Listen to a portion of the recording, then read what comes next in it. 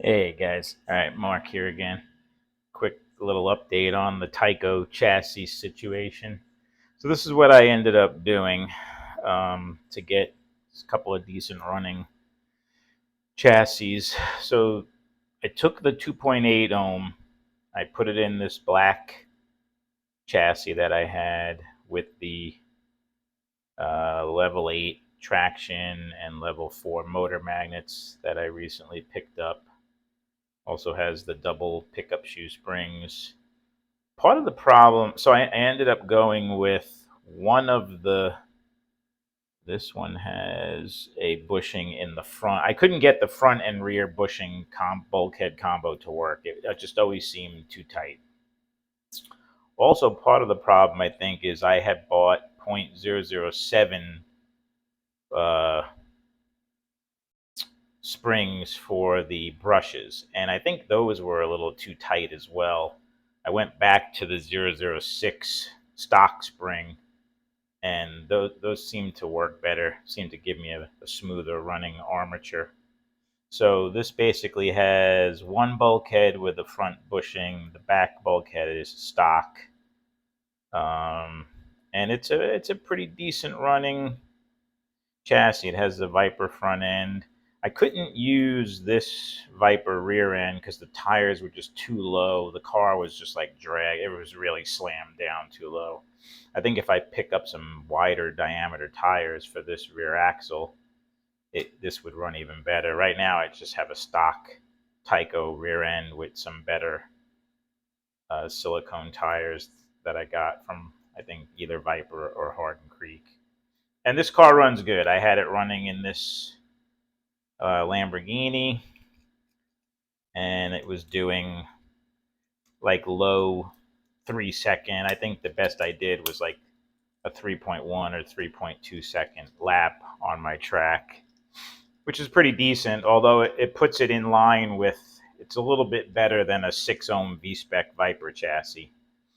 Um, by comparison, this is a stock production modified, which I believe is a 3 ohm armature with a level 10 traction and motor magnets. This car is probably like a 2.5 second car. Definitely outperforms this 2.8 ohm Tyco chassis in its current state. I'm sure this could be tweaked and built a little bit better with better gears and maybe a better rear end, and I'm sure somebody can build even a Pro 10. I could try putting Pro 10. I do have a pair of Pro 10 traction magnets. It just seemed like with the Pro 10 traction and Pro 8 motor magnets, which I do have, it just, the magnets just seemed to be too strong, even for this 2.8 ohm armature. So, um, what I did end up doing, I took the 2.8 ohm, I'm sorry, the 3.5 ohm armature that I also ended up ordering. I put that in a stock gray chassis with all stock motor magnet and traction magnets, new pickup shoes. I did put new brushes in it, stock brush springs though. And this car runs decent. It would definitely help if it had a. Oh, I made the spring come off here. Well, I'll fix that later.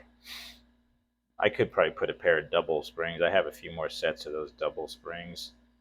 But I bet if I ordered a pair of Pro 4 motor and traction magnets for this thing, it would, or another set of Pro 8 traction magnets, that this car would run pretty decent as well. And I even had enough parts. I just built a completely stock with all the kind of parts I've had laying around for Tyco. I built the stock chassis. And this runs fine too. I don't have a lot of Tyco bodies for the narrow or the wide. Now that I think about it, I think I only have one wide chassis. Um, so I kind of paired this this Viper rear end, even with these low profile with this stock build, it actually runs pretty good. It lowers the car enough where the stock magnets are doing their thing. But so this, I've been running this Formula One body on. It runs pretty good, and the higher end chassis I've been running in this Lamborghini. And it's a good running chassis, don't get me wrong. Although for a 2.8 ohm, it really doesn't come anywhere close to, these Viper chassis. Um, I did upgrade my 2 ohm NSX to, not really upgraded, but I swapped out the electrical for silver plated after we were discussing the benefits of silver being a better conductor compared to gold. So I did do that. This car is probably about a 2.1 second lap. I think it did 2.0 something. So this is my fastest car. Although this is like a 2.2, 2.3 second. This is the 2.5 ohm balanced armature that I bought. I bought this whole chassis off of a guy on eBay for 115 bucks, and um, this is definitely worth it for the money because it would cost you more than that if you were to try to buy all the parts to build it yourself from Viper. Maybe you could source them elsewhere. Um, this armature, though, this 2 ohm NSX, I don't know how much. I mean, it was $32 just for this armature.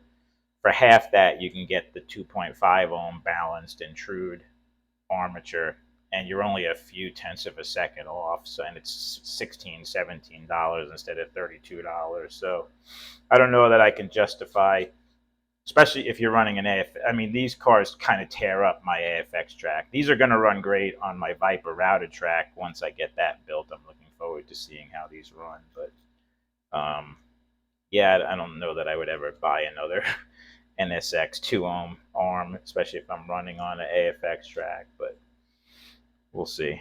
Um, but yeah, the 3 ohm production modified, this is probably your best bang for the buck on an AFX track. If you're running AFX with upgraded power, this is a great chassis. Anyway, I'm getting sidetracked from the Tyco build, but so that's kind of where I'm at. I mean, I'll give you guys a quick, I'll run a few laps with this Tyco chassis, and let me pause the camera for a sec. All right, I'm going to try and drive and hold the camera at the same time, but I usually don't drive very good when I'm.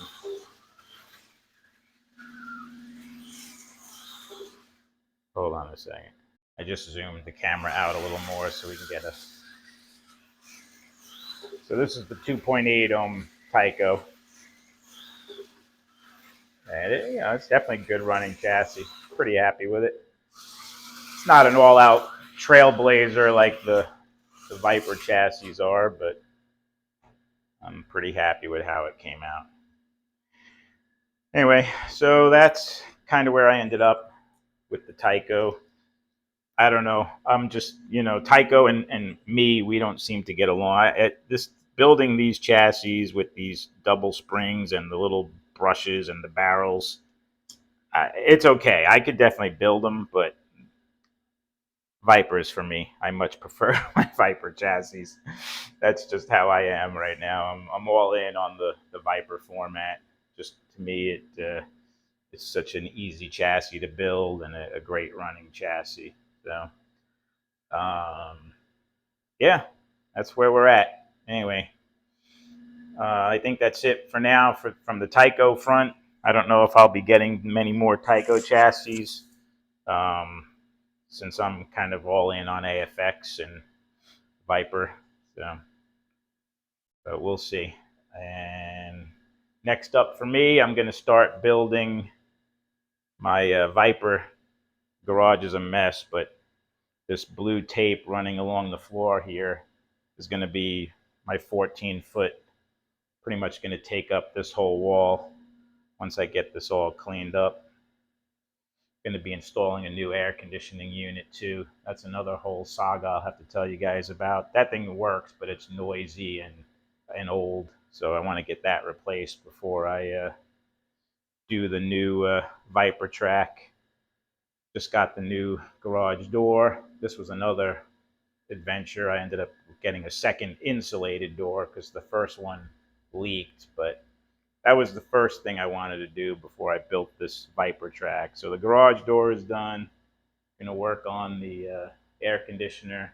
I already have a TV and laptop here that I'm gonna use for the Viper track for my track timing system. And I got to get rid of a lot of this junk that you see in here.